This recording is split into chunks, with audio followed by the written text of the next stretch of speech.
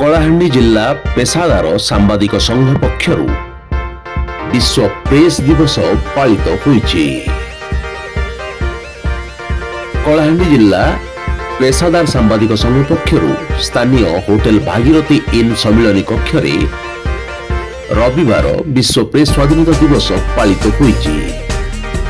କଳାହାଣ୍ଡି ଜିଲ୍ଲା ସାମ୍ବାଦିକ ସଂଘର ସଭାପତି ଶାନ୍ତନୁ କୁମାର ବେହେରାଙ୍କ ସଭାପତିତ୍ୱରେ ଆୟୋଜିତ ଏହି ଜିଲ୍ଲା ସ୍ତରୀୟ କାର୍ଯ୍ୟକ୍ରମରେ ମୁଖ୍ୟ ଅତିଥି ଭାବରେ ପଦ୍ମଶ୍ରୀ ପଟାୟତ ସାହୁ ଯୋଗ ଦେଇଥିବା ବେଳେ ମୁଖ୍ୟ ବକ୍ତା ଭାବରେ ବରିଷ୍ଠ ସାମ୍ବାଦିକ ତଥା ଗବେଷକ ଉମାଶଙ୍କର କର ଓ ସମ୍ମାନିତ ଅତିଥି ଭାବରେ ବରିଷ୍ଠ ସାମ୍ବାଦିକ ଦେବେନ୍ଦ୍ର ବିଶି, କଳାହାଣ୍ଡି ବରପୁତ୍ର ବୈଦ୍ୟରାଜ ପବିତ୍ର ଶବର, ବିଶିଷ୍ଟ ଶିକ୍ଷାବିତ୍ ତଥା ଭବାନୀପାଟଣା ସ୍ୱୟଂଶାସିତ ମହାବିଦ୍ୟାଳୟର ଅବସରପ୍ରାପ୍ତ ଅଧ୍ୟକ୍ଷ ଡକ୍ଟର ଅଜୟ ମିଶ୍ର ସମ୍ମାନିତ ଅତିଥି ଭାବରେ ଯୋଗ ଦେଇଥିଲେ।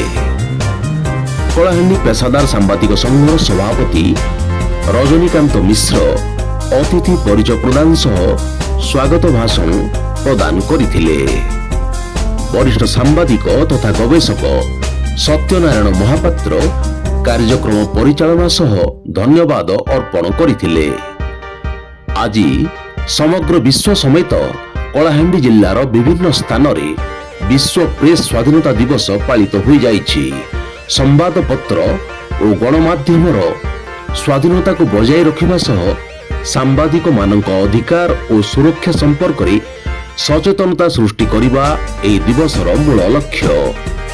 1993 ମସିହାରେ ଜାତିସଂଘ ସାଧାରଣ ପରିଷଦ ଦ୍ୱାରା ପ୍ରଥମ କରି ଏହି ଦିବସ ଘୋଷଣା କରାଯାଇଥିଲା।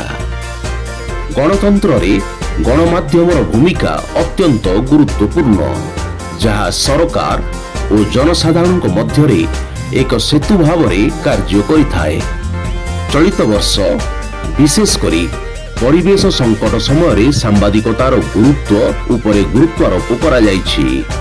ତଥ୍ୟକୁ ସଠିକ୍ ଭାବରେ ଉପସ୍ଥାପନ କରିବା ଏବଂ ଗୁଜବଠାରୁ ଦୂରେଇ ରହିବା ପାଇଁ ଶପଥ ନିଆଯାଇଛି। ସାମ୍ବାଦିକମାନେ ନିଜର ବୃତ୍ତିଗତ ସମସ୍ୟା ଓ ସାମାଜିକ ଦାୟିତ୍ୱବୋଧ ଉପରେ ଆଲୋଚନା କରିଛନ୍ତି। ସାମ୍ପ୍ରତିକ ସମୟରେ ସଠିକ୍ ଖବର ପରିବେଷଣ କରିବା ଏକ ଆହ୍ୱାନ ହୋଇପଡ଼ିଛି। ସାମ୍ବାଦିକମାନଙ୍କ ଉପରେ ହେଉଥିବା ଆକ୍ରମଣକୁ ନିନ୍ଦା କରାଯିବା ସହ ସେମାନଙ୍କୁ ସାମାଜିକ ନିରାପତ୍ତା ଯୋଗାଇ ଦେବାକୁ ଅତିଥିମାନେ ଆହ୍ୱାନ ଦେଇଥିଲେ। ଏହି ଅବସରରେ ବରିଷ୍ଠ ସାମ୍ବାଦିକ ହରଜିନ୍ଦର ସିଂଙ୍କୁ ସାମ୍ବାଦିକ ଗୌରବ ସମ୍ମାନରେ ସମ୍ମାନିତ କରାଯାଇଥିଲା ଓ ବୈଦ୍ୟରାଜ ପବିତ୍ର ଶବରଙ୍କୁ ସମାଜସେବା କ୍ଷେତ୍ରରେ ସମ୍ମାନିତ କରାଯାଇଥିଲା।